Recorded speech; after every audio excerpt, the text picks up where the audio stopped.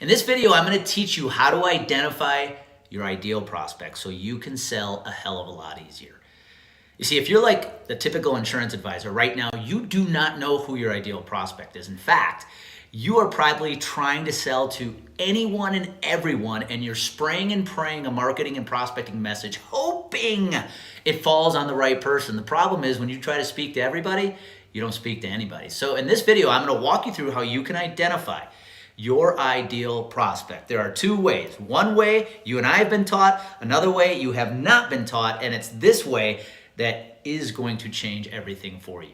So let's talk about the first way you can identify an ideal prospect. It is the traditional way we identify prospects in the insurance industry, and that is through demographics. What are demographics? Size, location, number of employees, size of revenue, size of premium.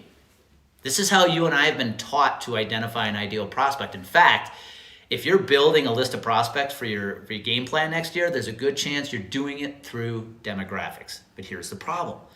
Demographics alone cannot identify your ideal prospect. Here's why. I have never had an advisor tell me, Andy, my favorite client is ABC Machine Shop.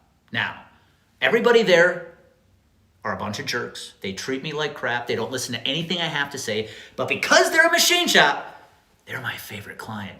Said no one ever.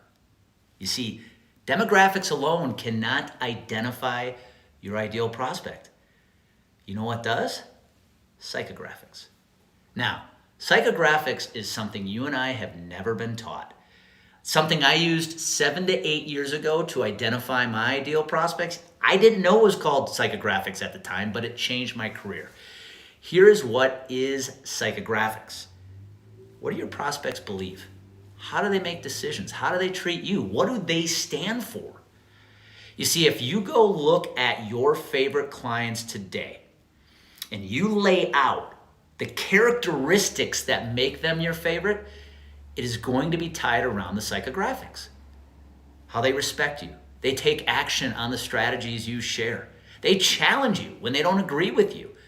At the end of the day, the punchline to why they are your favorite client is because they let you do your best work.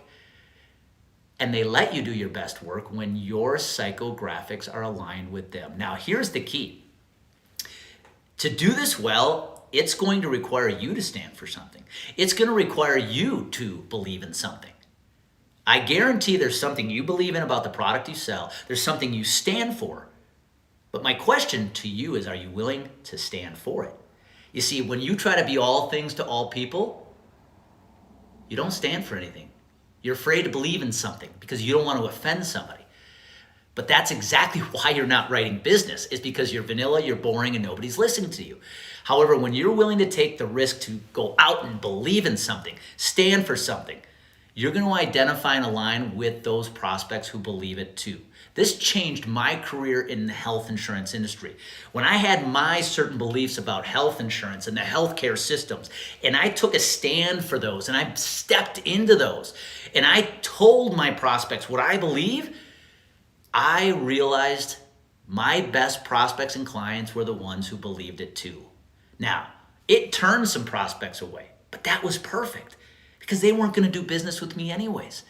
But the ones who aligned with what I was telling them, man, it made selling a heck of a lot easier. So that's the advice I want to give to you today. As you sit down and drum up your game plan for next year and you want to identify your ideal prospect, you have to do it with psychographics. Yes, use the demographics to start building the foundation of your ideal prospects, but you have to use psychographics as well.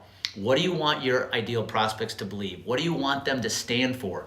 And then you, my friend, need to go out and believe it too and stand for it as well. It's going to change your prospecting. It's going to change your pipeline. It's going to change your sales. My question for you is, are you willing to take a stand for something?